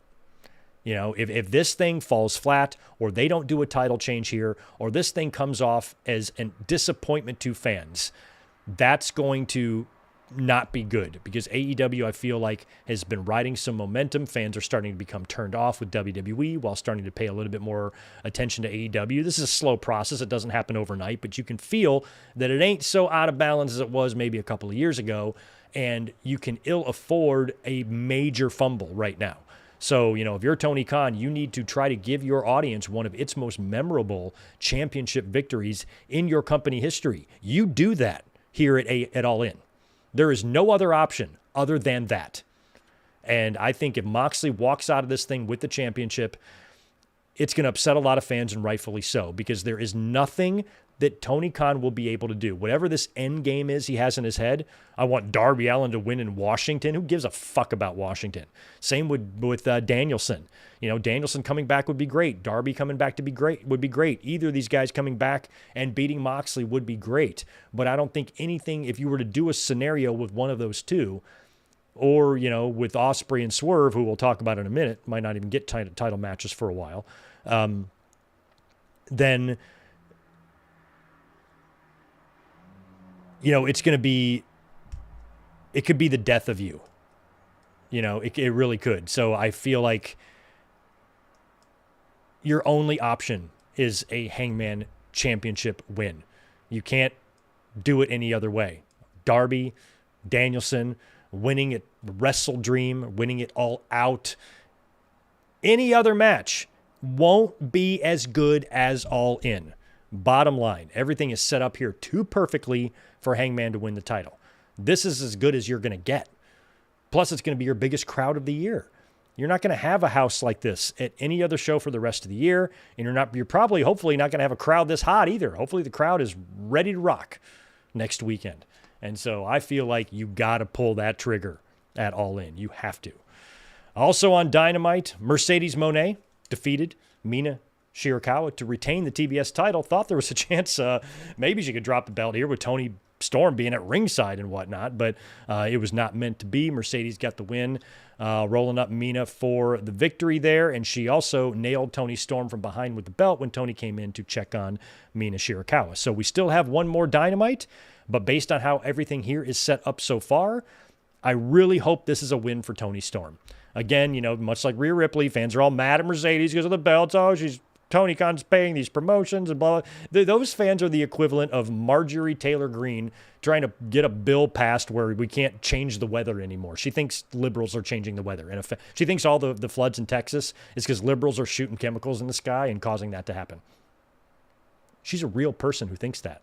And that's the exact same mentality as these fans who say, Tony Khan's paying these other promotions. You're the Marjorie Taylor Greenes of the IWC. Shut the fuck up. But even I don't want to see Mercedes win this championship because then she's the TBS and the world champion. Because it's not champion for championship, is it? It's not champion title for title, is it? I don't think. I don't think her TBS title is on the line, right? It better not be. Tony Khan doesn't want to do that. So I feel like Mercedes winning, okay, now she's got the world championship with the other 72 belts she has, one of those belts being the TBS title. Now you got her holding your two top singles titles for the women already when you don't even have enough TV time to give your women. Now you got one woman holding both the belts. I think that's a bad idea. I am not in the camp that hates this Mercedes belt collecting deal. Mercedes, a good wrestler. She has good matches. So does Toni Storm. This is the biggest match AEW can do. So I don't have a problem with Mercedes collecting these belts, going to these different promotions and winning, being undefeated in AEW. None of that bothers me at all. None of it makes my butt sore. Not a single bit of it.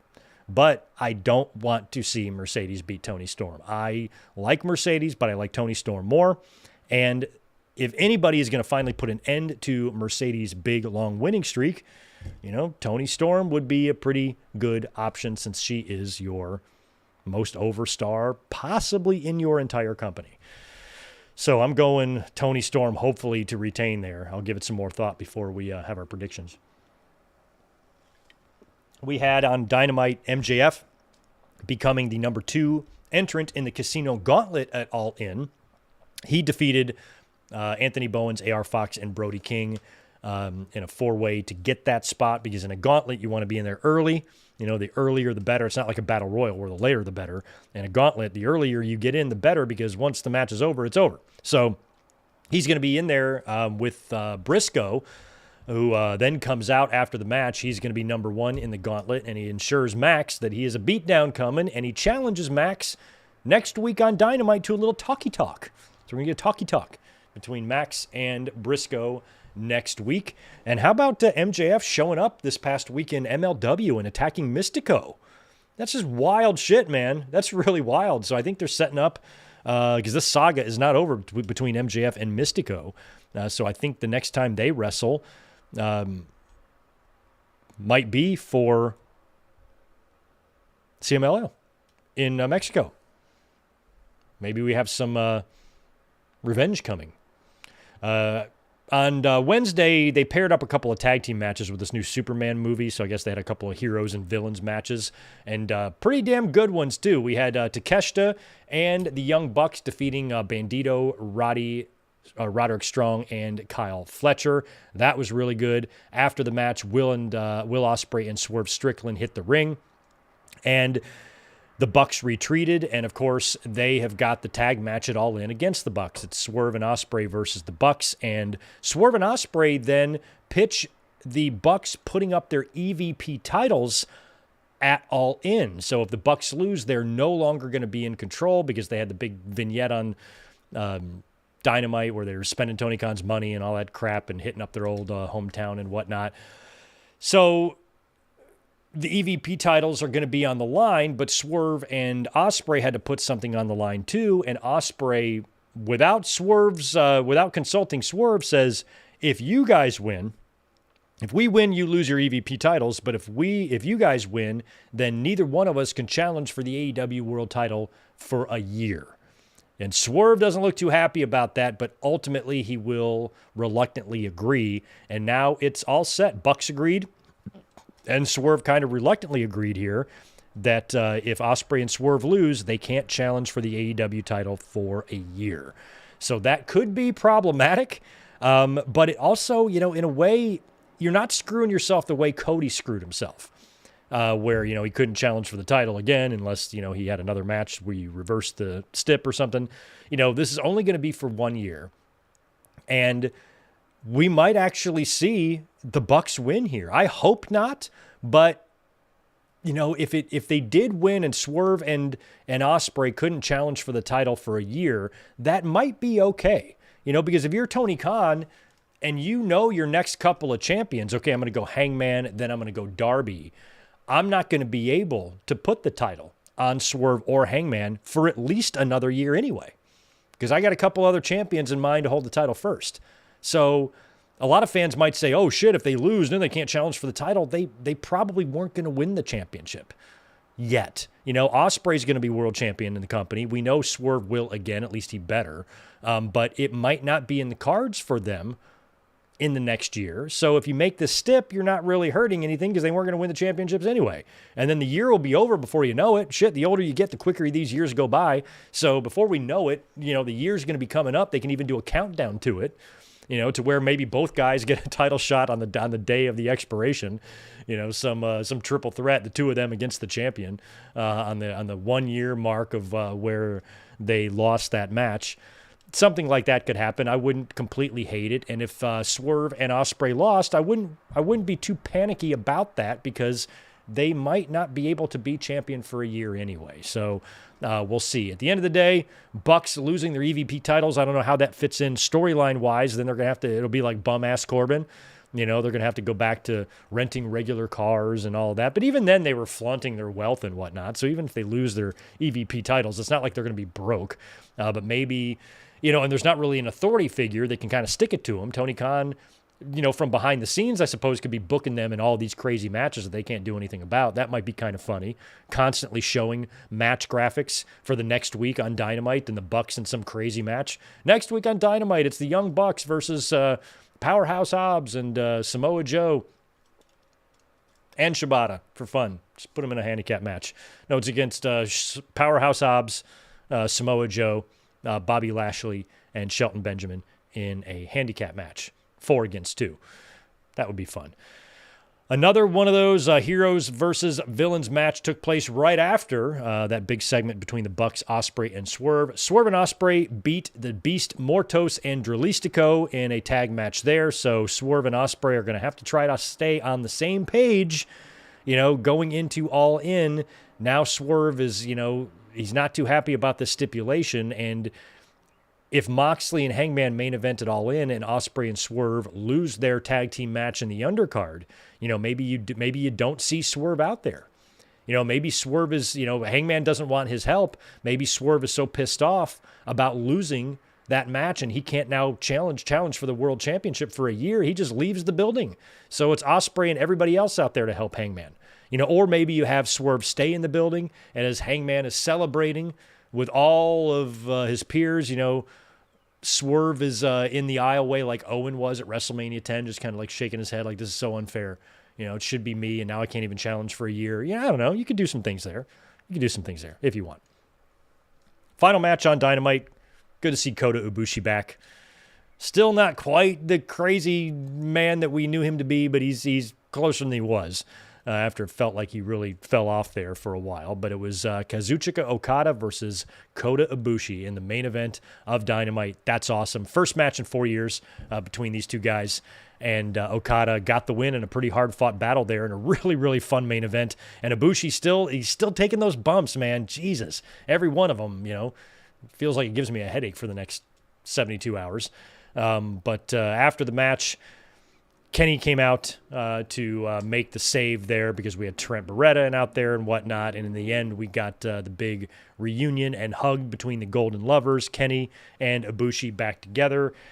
And, that was the main event segment on Dynamite. And, I am a little bit worried about the potential of Moxley and Hangman not being the main event. But I just went on a big rant about that, why it should be. But I feel like AEW is really making a case for Okada and Kenny or maybe even Mercedes and Tony. But, man, it's got to be Mox and Hangman. It has to be. It just has to be.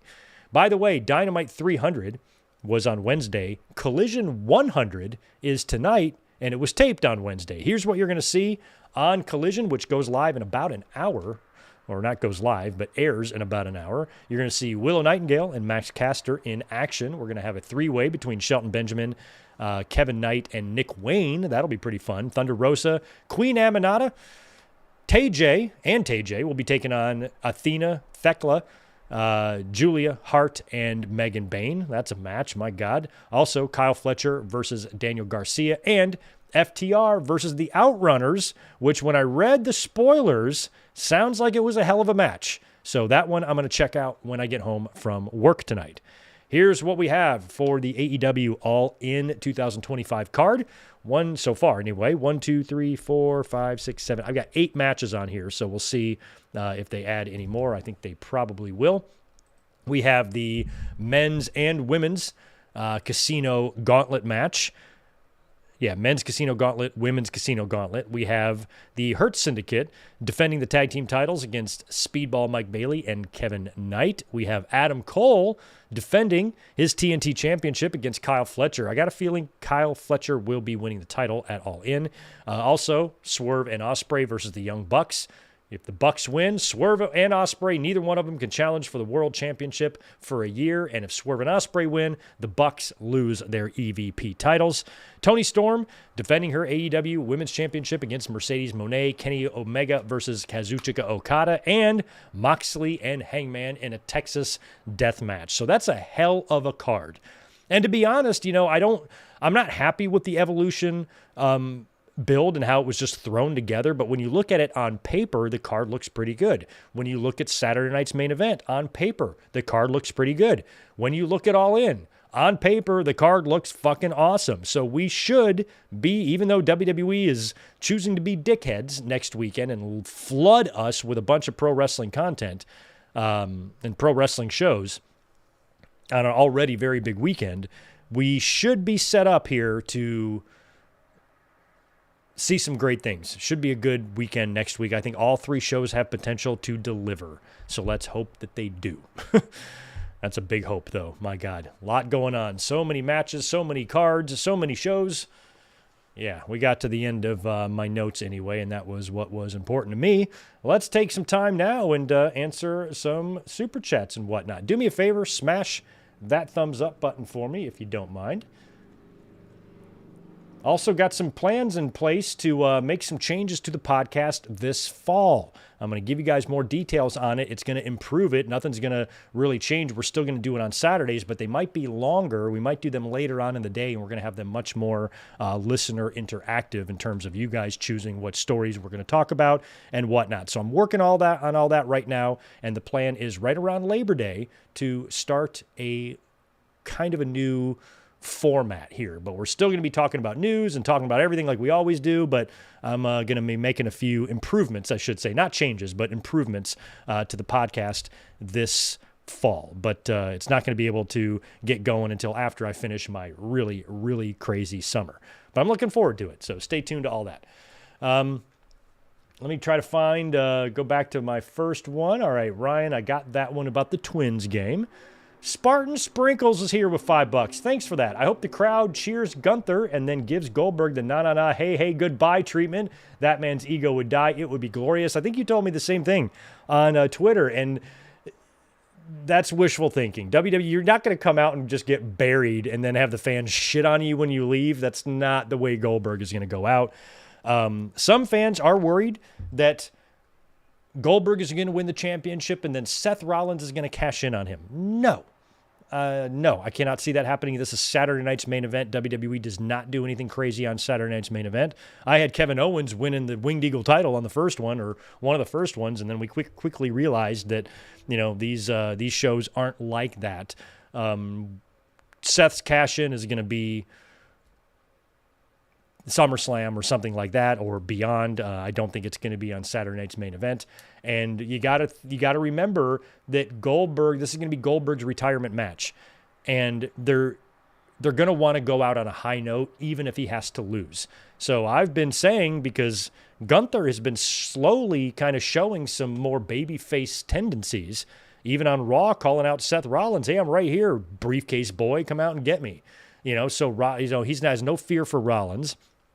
He showed respect to Pat McAfee after their match. He even showed respect a little bit somewhat to Jey Uso. And I think that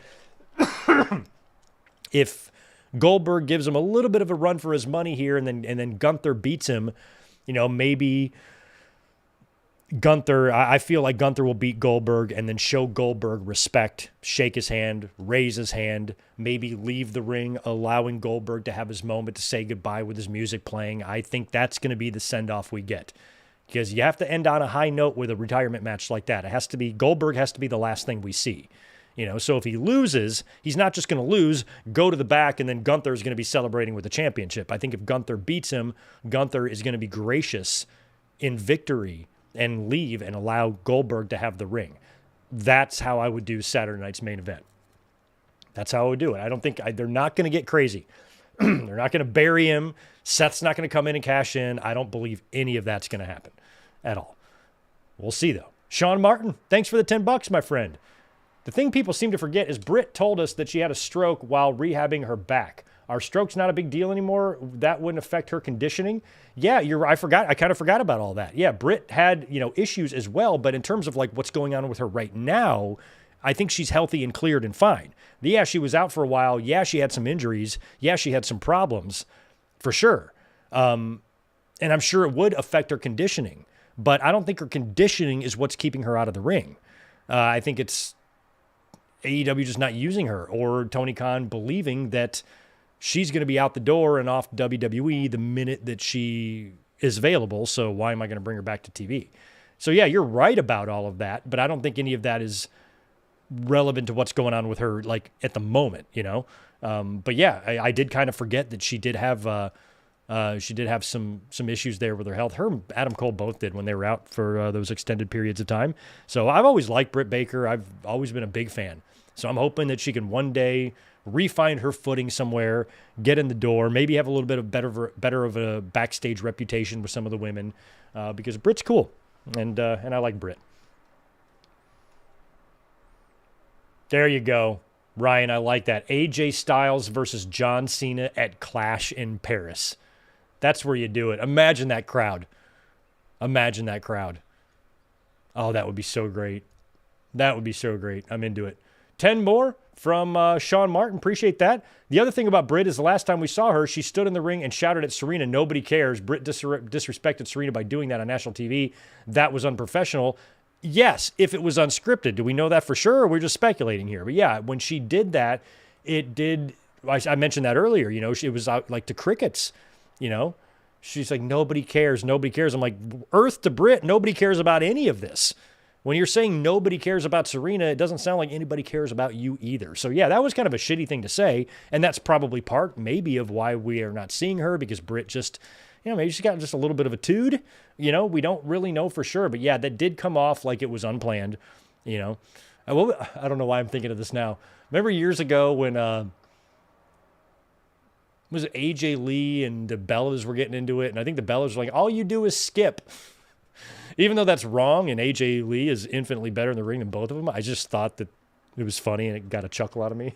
So when Britt was going, "Nobody cares," she was kind of right that nobody cares, but it wasn't just directed at Serena. Nobody cared about Serena or you, Britt Baker. But yeah, that was another one of those little moments there where you could tell just something is up with her. Something's up with the Britster.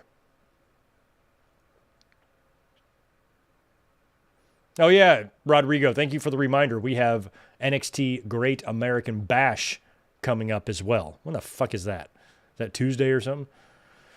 Zane G, thanks for the 10. How about this? Booking evolution following SummerSlam. That way WWE has weeks upon build for the build-up. Weeks upon weeks for the build-up. Yeah, I agree. That's what I said earlier. Or stick it in September or October, just anywhere where it's not attached to like two other shows. And SummerSlam is so early in August, you could just run it late August. I know they got Clash in Paris going on too. You could run it third week in August and still have time to put Clash in Paris together. So, or just move it to October. It's in a bad spot, Evolution. It's in a spot, and I think that's another thing fans were talking about that I left out earlier. A lot of people are kind of speculating WWE is putting Evolution in the spot on purpose. So if the pay-per-view doesn't perform well, it's got the All-In and Saturday Night's Main Event excuse, and it also gives themselves an excuse to not do another Evolution because it didn't perform well. But it would have if you just would have moved it to a different time.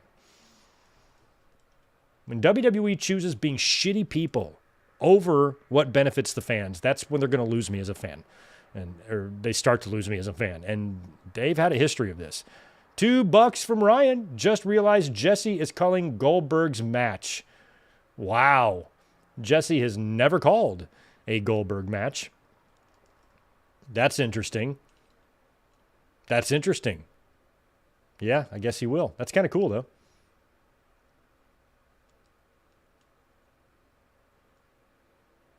Oh, that's right. Yeah, I couldn't remember the trajectory of Rhea. That's right. She won the title back from Liv right on the next Netflix premiere, then dropped it to Io Sky. That's right.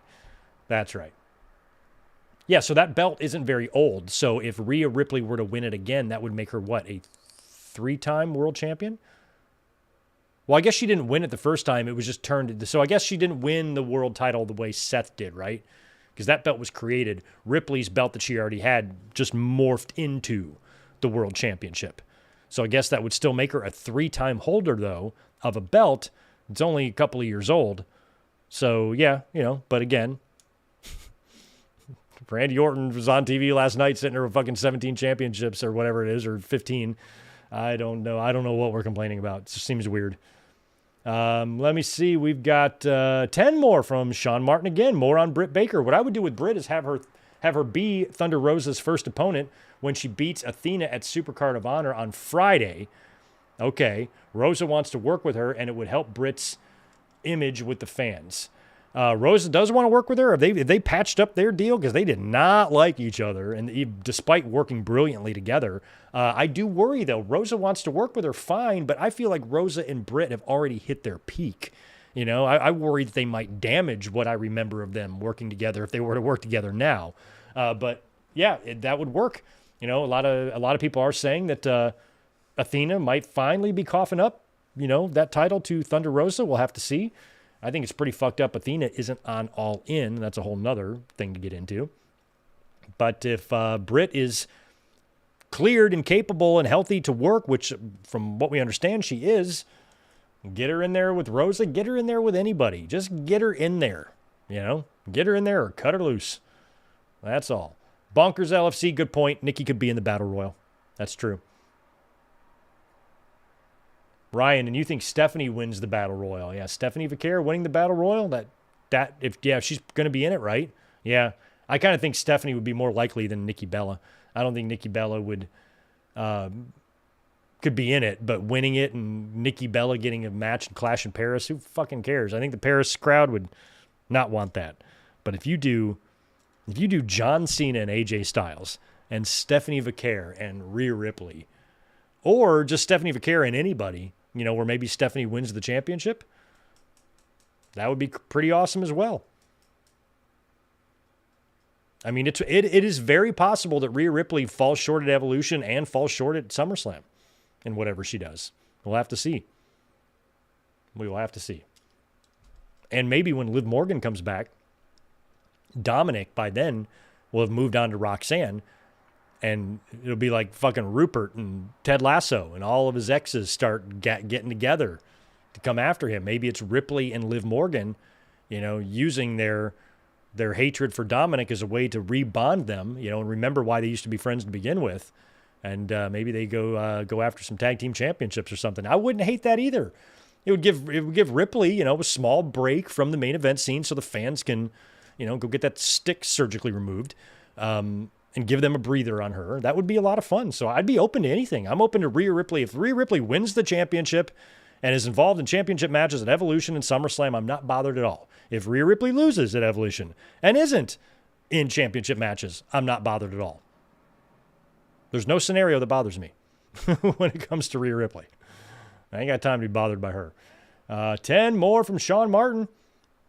Raindrop in the tens in here. Thanks, dude. Swerve losing the match to the Bucks would make helping Hangman in the main event and doing what is best for AEW pure and genuine because he wouldn't get anything out of it. True that. That's true. But Hangman has also said, I couldn't accept his help. I just couldn't do it. But maybe Hangman's stance would change if he knows that Swerve is out there after losing to the Bucks. You know, Hangman didn't want his help, but when he sees that Swerve is out there anyway, he's going to allow the help. Maybe it's something like that. That could be the story they're telling there too. That's a good point.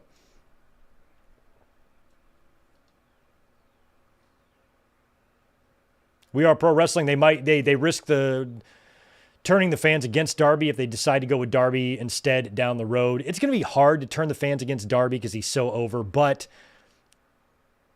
you're right. You know, if they take this big moment at All In away from us in order to give it to Darby later, and then the Darby's win is just kind of so-so or mediocre or falls somewhat flat, fans are going to feel robbed.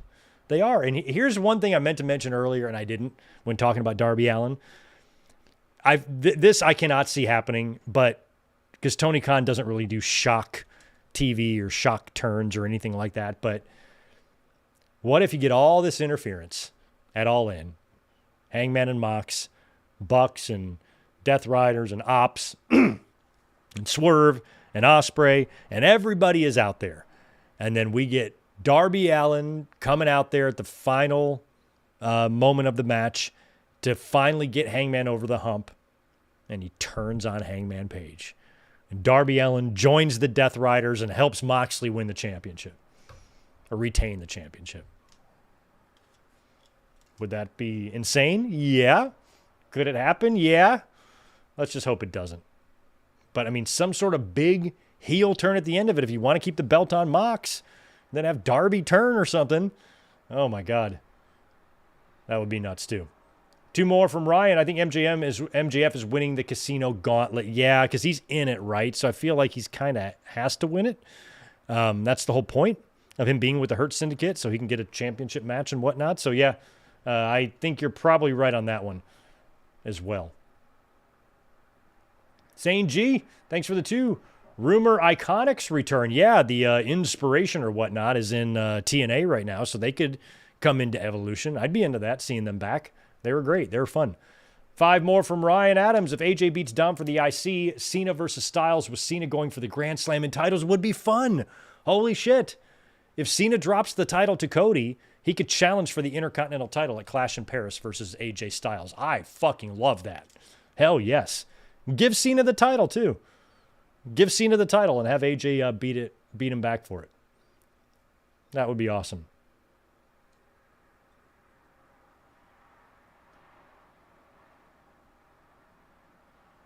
There you go. I've mentioned that before. I've mentioned Rhea versus Rhea, or I've mentioned Rhea winning the Intercontinental title before.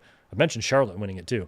But you could do Rhea Ripley versus Dominic if you wanted to at Clash in Paris. But you know, obviously their issue is never going to be fully settled. But I feel like on TV they're not too much associated with each other right now. Well, they kind of are. Yeah, they are. Rhea just worked Raquel. So, yeah, they could do Rhea versus Dom for the IC title in Paris, especially if Dominic makes his presence known in one of these Rhea Ripley championship matches or something. That could definitely happen. So, anyway, if it's okay with you guys, I have to go to work, which sucks, but then I'm off for a few days after that. So, I'm going to go ahead and get out of here now. Thank you so much for hanging out this Saturday afternoon. Make sure you join us tomorrow night. Really looking forward to making good on last week when we had to skip the watch along. So, we will be here to watch WCW Bash at the Beach 2000 tomorrow night. The link is already up. We will be up here at 8 Eastern, 5 Pacific. And in the next day or two, you should start seeing links on the channel for Monday's Raw review, Thursday's big 3-show prediction stream, as well as all-in review, watch-along stuff, Saturday night's main event, and Evolution. All will be hitting the channel here in the next couple of days, so just keep a lookout for that. Enjoy the rest of your Saturday night, whatever you have left going on this holiday weekend. I hope it's fun. Do me a favor, smash that thumbs up button on your way out the door. I would very much appreciate that. And I will catch you guys tomorrow night for the watch along. Cannot wait. Peace.